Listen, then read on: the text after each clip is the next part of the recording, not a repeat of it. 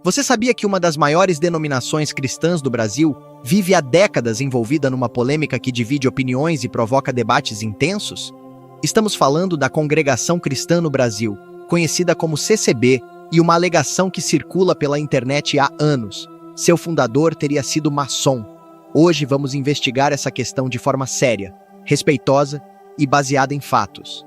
Se você nunca ouviu falar dessa polêmica, prepare-se, porque o que vamos descobrir pode surpreender você. E se já conhece o assunto, fique até o final, pois trouxemos informações que talvez você ainda não tenha visto. Antes de começarmos nossa investigação, quero deixar claro nosso propósito. Não estamos aqui para atacar ou defender nenhuma denominação. Estamos aqui para buscar a verdade com amor cristão e discernimento bíblico, como está escrito em João, capítulo 8, versículo 32. E conhecereis a verdade, e a verdade vos libertará. A Congregação Cristã no Brasil é uma das maiores denominações pentecostais do país, com milhões de membros espalhados por todo o território nacional. Fundada em 1910 por Luigi Francescon, um imigrante italiano que vivia nos Estados Unidos, a CCB se caracteriza por suas práticas tradicionais, como o uso do véu pelas mulheres, a ausência de instrumentos musicais além do órgão e do piano, e uma estrutura organizacional bem definida. Mas quem foi realmente Luigi Francescon?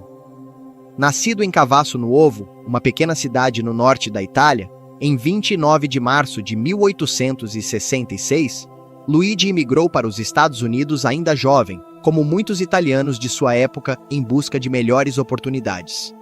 Nos Estados Unidos, ele se estabeleceu em Chicago, onde trabalhava como mosaicista, uma profissão que envolvia a criação de desenhos artísticos usando pequenos pedaços de vidro colorido e outros materiais.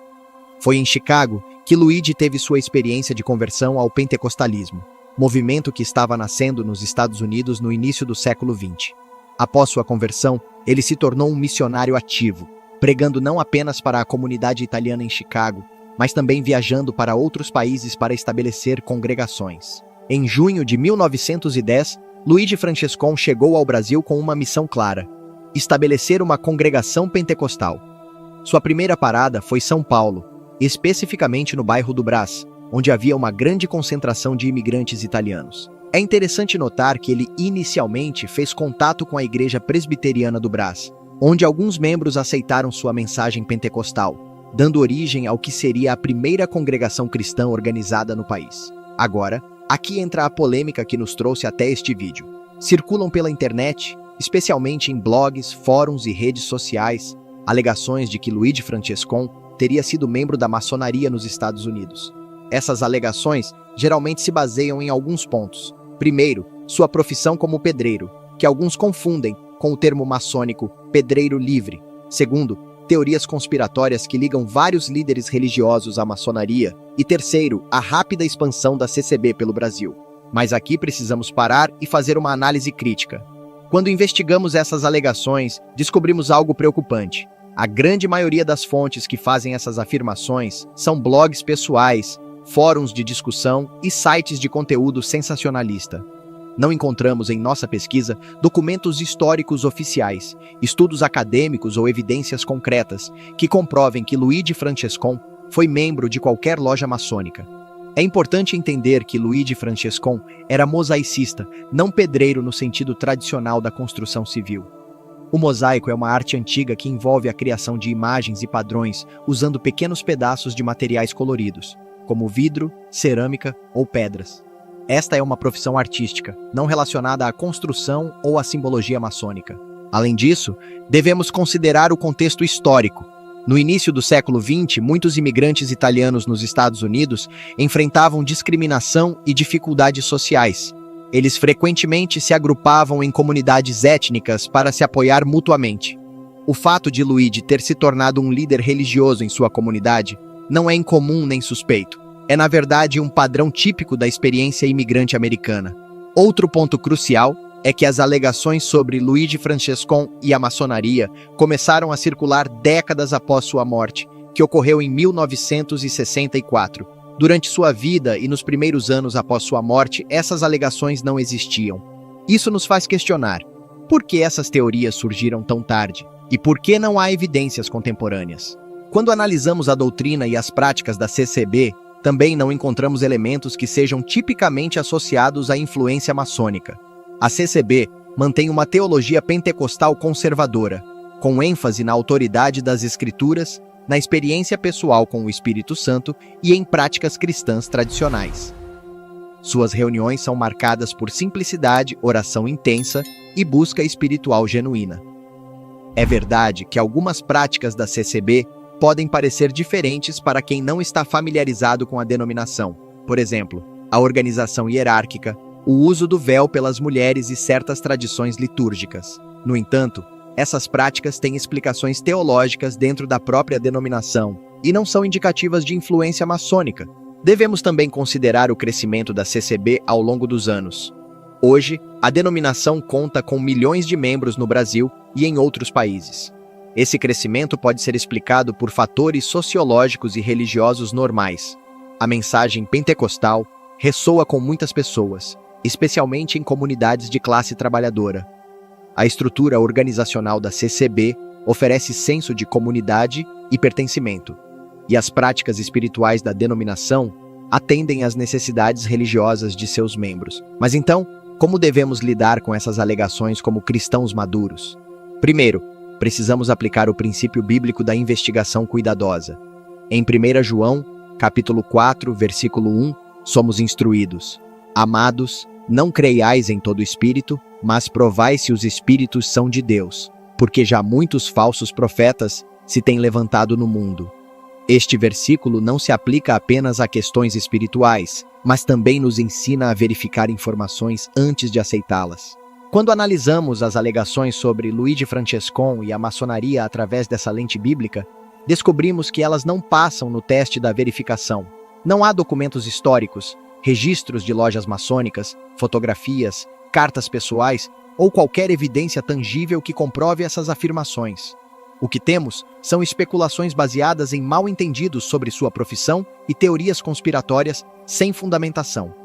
É importante também entender o impacto que essas alegações têm sobre os milhões de membros da CCB. Imagine descobrir que sua igreja, onde você congrega há décadas, onde seus pais e avós encontraram Cristo, onde você viu milagres e transformações de vida, está sendo questionada por causa de alegações sem prova sobre seu fundador. Isso causa dor, confusão e divisão desnecessária no corpo de Cristo. Como cristãos, devemos ser guiados pelo amor e pela verdade. Em Efésios, capítulo 4, versículo 15, Paulo nos exorta a falar a verdade em amor. Isso significa que, mesmo quando temos preocupações legítimas sobre questões doutrinárias ou históricas, devemos abordá-las com amor, respeito e baseadas em evidências sólidas. Agora vamos abordar uma questão prática. Mesmo que as alegações fossem verdadeiras, o que isso significaria para a CCB hoje? A Bíblia nos ensina que devemos julgar uma árvore pelos seus frutos. Em Mateus, capítulo 7, versículos 16 a 20, Jesus disse: Por seus frutos os conhecereis. Porventura colhem-se uvas dos espinheiros ou figos dos abrolhos.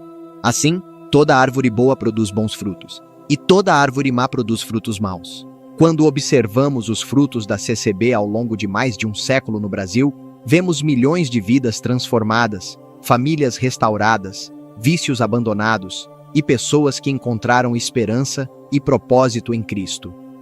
Estes são frutos que glorificam a Deus, independentemente de qualquer controvérsia sobre seu fundador humano.